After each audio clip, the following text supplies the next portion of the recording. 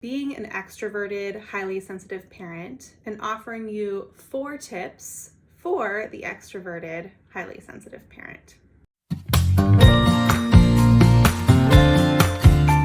Hi there, I'm Amy Lajeunesse, the founder of Highly Sensitive Parenthood, a website and resource center for highly sensitive and empath parents.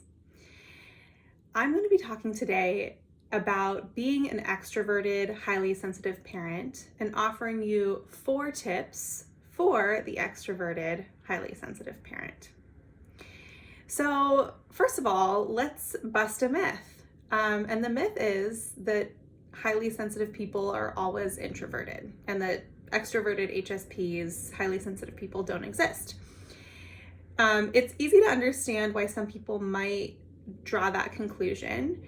HSPs tend to be pretty emotionally attuned to others. We tend to be more easily overstimulated. And that generally leads to us maybe having a lower threshold for enjoying extended social interactions or chaotic environments.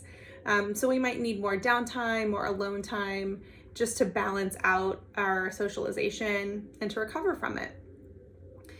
That said, the data actually shows, this is research done by Dr. Elaine Aron, who coined the term highly sensitive person, or HSP, and has done a lot of pioneering research on high sensitivity as a trait. So she has uncovered that, in fact, about 30% of highly sensitive people are extroverted. Of course, that means that 70% of us, the majority, are introverted. And of course, this is a spectrum, so it's not really a binary. I mean, the language around introversion and extroversion is I'm either an introvert or an extrovert, but there's some people who really are ambiverts is the term for it. They're kind of both, or they can kind of slide along a spectrum depending on life circumstances, or just throughout their lifespan, that can shift a little bit.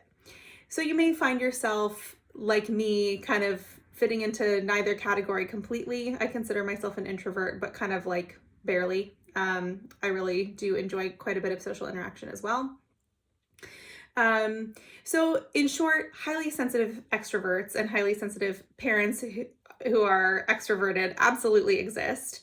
And they might feel a tension here, a tension between being highly sensitive, needing some downtime, being maybe a little overwhelmed by certain environments or social situations, and then also feeling a very real need for social connection. It feeds them. It feeds, their souls, their minds, to be with other people, and it's a critical part of mental health and well-being for those people for extroverts to connect with other humans.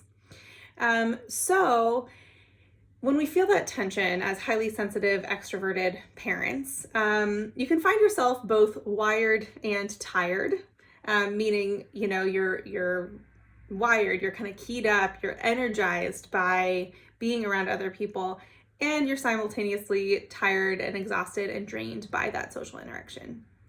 So what do we do with that? I have 4 tips for you today on how to do that, and I'll list them out here at the beginning. The first is to honor your sensitivity and extroversion. The second is to recognize what triggers your overwhelm and overstimulation. The third is to learn to check in with yourself about your level of overstimulation. And lastly, making sure you are getting enough social interaction for yourself, not for your kid, not with your kids, friends, parents necessarily, but for yourself. So jumping into a little more detail around those 4 tips for you, we'll go back to honoring your sensitivity and extroversion. This may seem simple, but it's really important. So like I mentioned earlier in this video, you might notice that your sensitivity and your extroversion, your desire to be around other people, sometimes feel in tension with one another. And that can lead for some people to a bit of imposter syndrome or confusion about, like, why am I like this? This is weird. I don't understand.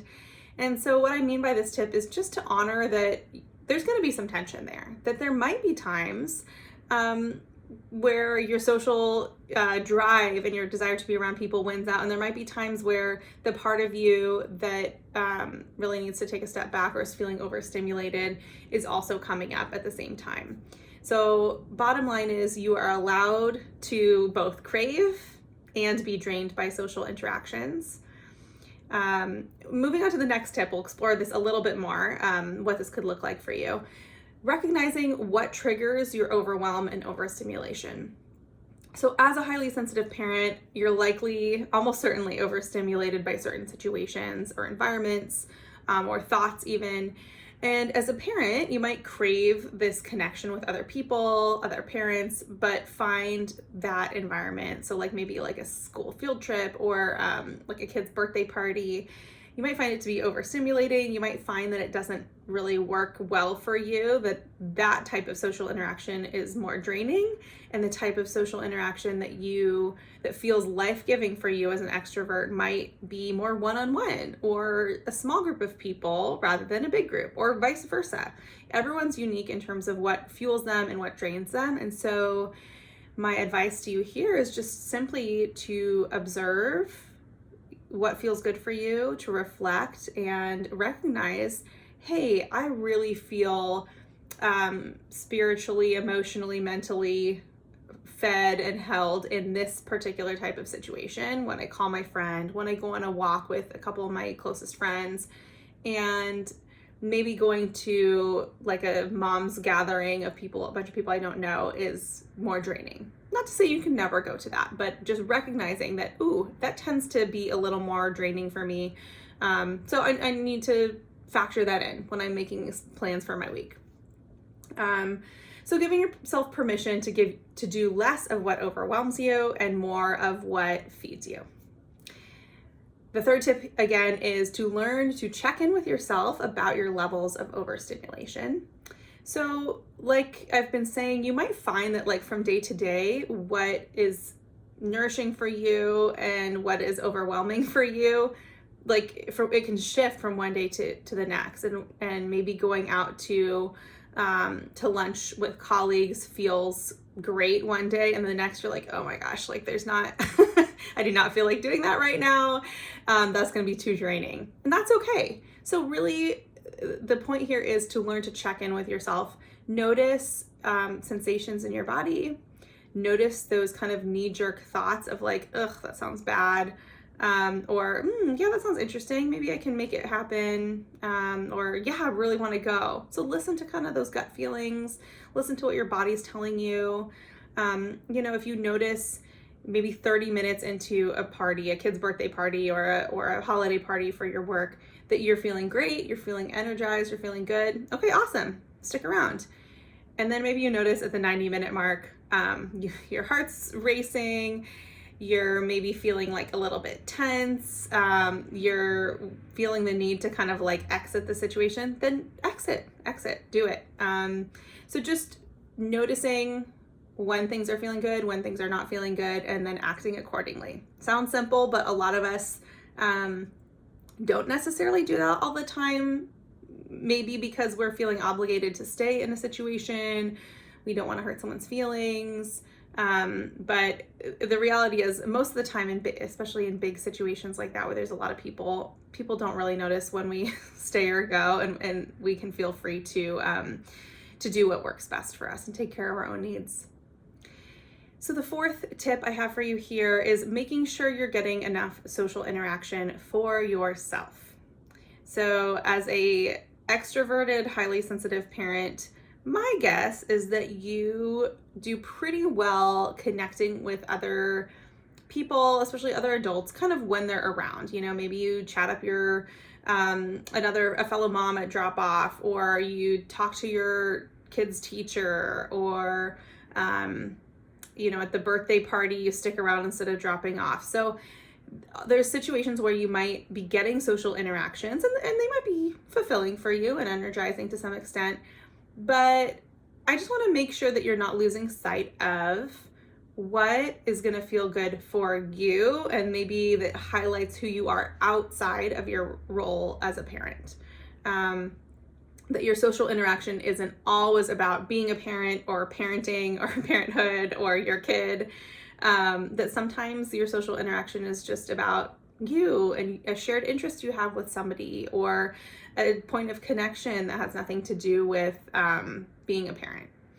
So you might find that, for example, if you are a writer or an artist or a scientist or an athlete or a book lover, anything that resonates with you, that you're feeling drawn to connect with other people around that sort of shared interest or within that identity, not just as a parent. So play around with that. Sometimes, especially in the first few years of parenthood, parents can lose sight of their identity outside of being a parent. I have other blogs and podcast videos on that as well. But just consider what it might look like to feed yourself socially as an extrovert, but not only in the context of parenting and parenthood. So I hope that these tips have been helpful for you. If you're interested in learning more and reading more tips, I highly encourage you to check out my website. It's highlysensitiveparenthood.com. Once you're there, you can either scroll to the bottom or click a very non-annoying pop-up to subscribe to our newsletter.